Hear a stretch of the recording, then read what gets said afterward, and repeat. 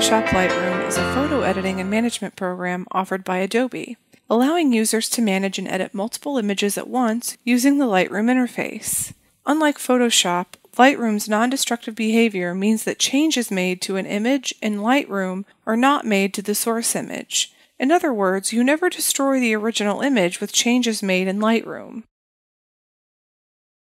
This course was designed to teach you the features in Lightroom, as well as help you master the skills needed to be able to successfully use the program. No previous experience with Lightroom is required. Both the beginner and seasoned user can benefit from this course as it starts with the basics of the program, including navigation, and continues on to more advanced features.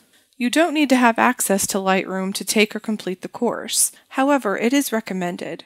You should also note that there's a 30-day free trial of Lightroom and Photoshop available on the Adobe website for those who want to practice what they learn and follow along. I've broken this course down into multiple lessons to make it easier for students to study and practice the program. Each lesson details different features of Lightroom and provides step-by-step instructions on how to use them. At the end of each lesson, you'll find a lesson exercise and assignment. The lesson exercises were designed to test you on the material presented in that lesson. Lesson exercises are graded, therefore they are mandatory. Lesson assignments give you a chance to practice what you've learned in the lesson by using Lightroom. These are optional, but it is encouraged that every student try to complete them. Note to students: this course was written using Adobe Photshop Lightroom 5.5 CC and will cover features up to version 5.5. Students should be aware that Adobe updates its Creative Cloud programs every 3 to 6 months, which means a new version, such as 5.6, could be released before or soon after you complete this course. However, this is not a cause for concern or panic. You'll see slight improvements with each release, but nothing major that will prevent or inhibit you from successfully using this program. Lightroom 5.5 is the latest version of the Adobe Photshop Lightroom CC program. Because updates occur so frequently with Creative Cloud programs, the new features introduced in 5.0 through 5.5 are listed here. Adobe Photshop Lightroom 5.5 can be installed on the iPhone. This is the first time the program has been able to be installed on iPhones.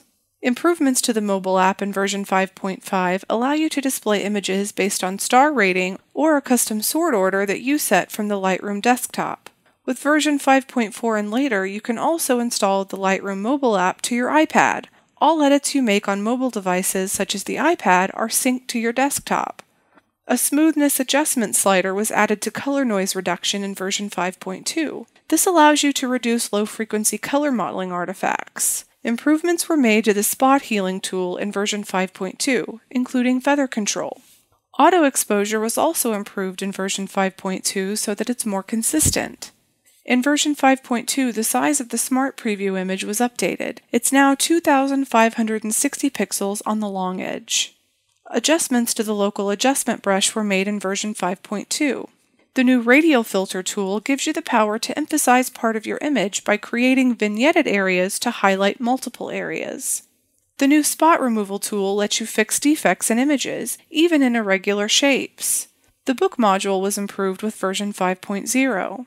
Sharing your images using publishing services became possible with version 5.0. The upright feature allows you to straighten images to gain the correct perspective, and more.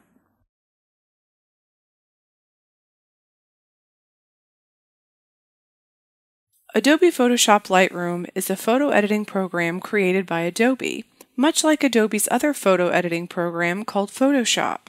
Both programs are alike in that they can be used to edit images. However, there are also some major differences. The first major difference is something we discussed at the very beginning of this lesson. Lightroom is a non-destructive program, but Photoshop isn't. What I mean by non-destructive program is that the changes or edits that you make to an image do not destroy the original image. Here's how non-destructive editing in Lightroom works. Whenever you make changes or edits to an image, Lightroom lists those edits or changes as instructions per se in the catalog file. The catalog file is a list of your images and their locations, as we will discuss in the next few minutes. When Lightroom lists the changes or edits, those changes or edits are not made to the image. The changes are only made to the image when you export or output the image. When you use Photoshop or similar programs, you open an image in the program typically by going to the Open command, then navigating to the place where the image is stored. You open the original image, then make edits to it, and forever change the original image at that point. In Lightroom, you must first import the images into a catalog file. You can't just directly open an image. It must be imported into the catalog file. That said, keep in mind that Lightroom does not actually import the image itself into the catalog file. Instead, an entry is created that logs the image's location. After that, anything you do to that image will be stored in the catalog file. If you move the image to a new location, you'll need to update that location in the catalog file. When you import images into Lightroom, you can set import presets that will save you time down the road. For example, you can choose to leave the images in their original location, copy them to a new location with the original staying as it is, or you can move the images and delete the originals. When you copy or move images, you can also keep the file structure the same as where they were stored, or you can reorganize them into subfolders. This is the Lightroom Workspace. The Workspace contains 6 main panels. This is the biggest area. It also contains the text, "Click the Import button to begin." The left and right panel groups appear on each side of the work area. The layout of the panels is the same in each module. We'll talk about modules in just a minute. However, the content of the panels may differ from one module to the next. Typically, you'll use the left panel to find and select items and the right panel to edit.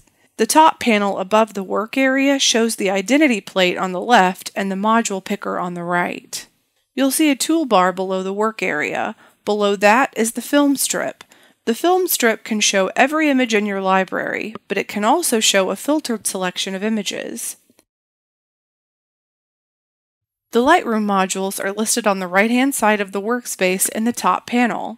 They are Library, Develop, Map, Book, Slideshow, Print, and Web. You'll find different tools in each module that allow you to do things such as import, adjust, enhance, organize, publish, and output images for screen, print, or web. Let's talk briefly about each module so you're familiar with them as we move forward and begin to use the program. You'll use the Library module to view and organize the images in your library. There are different viewing modes available in the Library mode to make it easier to navigate through and select images. To switch between views, use the View Mode buttons at the bottom of the work area. The view modes are Grid, Loop, Compare, and Survey. The toolbar can also be customized for each viewing mode. To do this, go to the far right on the toolbar. Click on the arrow. Anything with a check mark beside it already appears in the toolbar. Click to uncheck it. You can also click to put a check mark beside other controls that you would like to appear. Note: you can follow the same steps to customize the toolbar in any of the modules. You can apply color corrections and tonal adjustments in addition to applying presets, editing tags, and metadata, or published comments in Library mode.